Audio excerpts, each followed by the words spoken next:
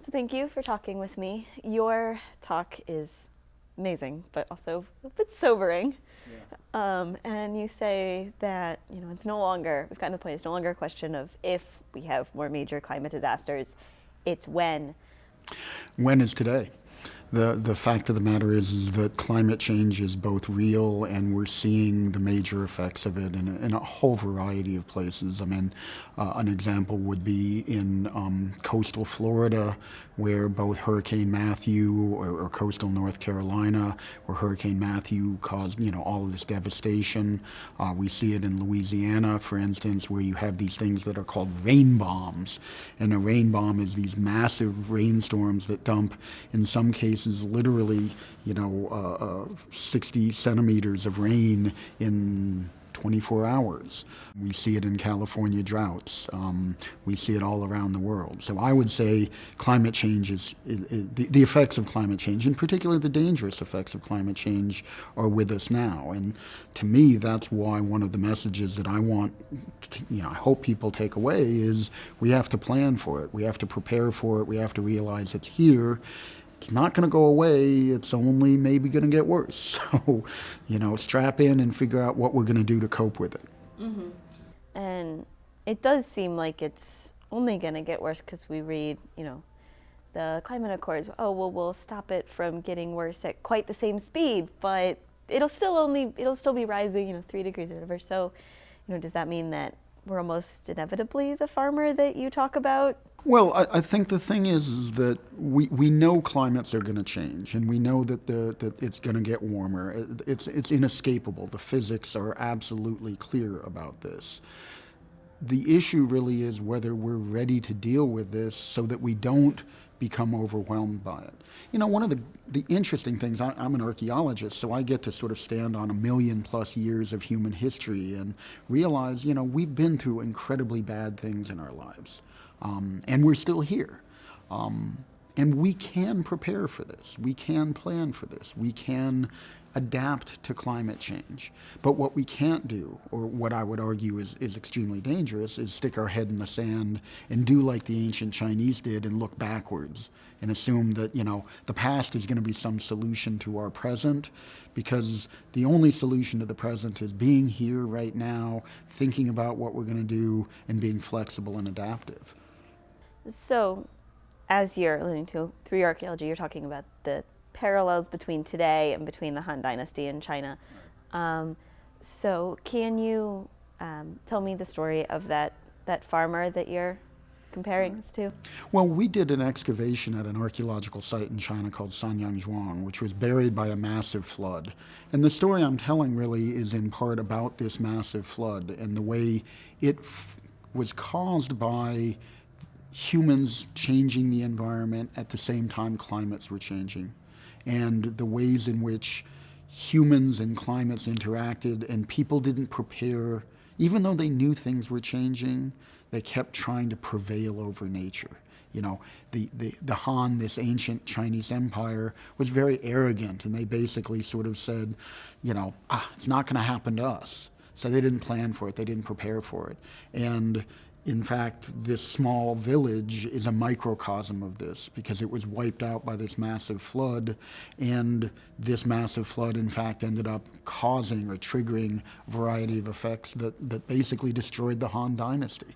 And so I'm really interested in understanding the ways in which how humans at both the small scale and the big scale kind of interact. And so for us today, and then bringing it forward to today, the issue is both our national government, but also what we do. We can all prepare in our own small ways. We're all members of communities that we can advocate for. We do have political agency. We don't have to be hopeless in the face of these sorts of things. It's scary, yes, but we can make a difference. Mm-hmm. So what are you seeing in your research? How are we reacting? Well, interestingly enough, there are a variety of different ways we're acting. It would appear right now the national government might be retreating from some of our climate considerations. Certainly the incoming president has said, he's going to get us out of, say, the Paris Accords, which are an attempt to stop increasing global warming.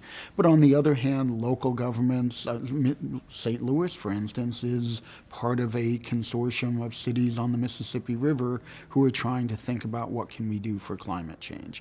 In the Northeast, for instance, many of the states have gathered together to create a carbon tax, which allows us to reduce carbon emissions. California is another good example of this. British Columbia, interestingly, under a very conservative political leadership, instituted a carbon tax that has been, as best I can tell, incredibly successful, both as a way of reducing carbon emissions, but also economically. It hasn't caused all the catastrophes that people assume, are going to happen. And so I think that there's a lot of possibility for us to act both nationally, but also what is fancily referred to as subnationally. State, local, regional governments, small groups, people, you and I. Mm-hmm.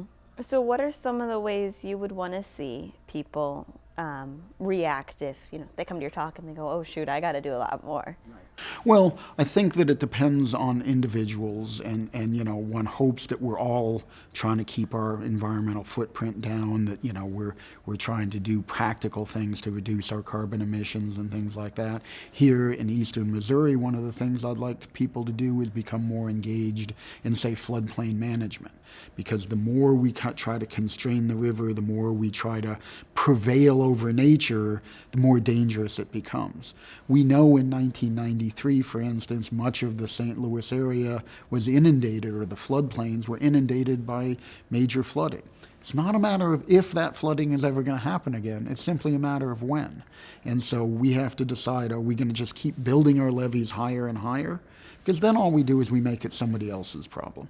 Or are we going to accept some risk today to avoid catastrophe tomorrow? And so in one sense, what I want people to come away with is to think about that issue, or those sets of issues. Not only what can I do, but what are the things that I'm willing to accept? What are the limits that I see on my behavior, my community? Is it okay to have some minor flooding, an annual flood, as opposed to once every 20 or 30 year major catastrophe? We came within something like this much of the Mississippi River overtopping the arch in 1993. Next time it may come up that much, and next time it's going to probably bury the Chesterfield Valley, which is now full of all sorts of development. We have to, I'm asking people to be thoughtful and to be engaged members of their communities, and if nothing else, to have this conversation, because at least if we have the conversation, we accept and we know what the risks are. But more than anything else, don't put your head in the sand, because we've seen this over and over again, and it never works out well. It's always bad. So maybe just this time, just once, we can learn from the past. And you're not doing that as you go to China and you're researching this. What is the ultimate goal of your research? Well, the ultimate goal of my research is to really understand this complex relationship between what humans are doing, what climate is doing, and how we collectively interact through the environment. So I'm trying to understand, for instance, did our ancient ancestors, say in China or other parts of America, in parts of America or elsewhere, did they change the environment drastically? Did they learn how to work with it?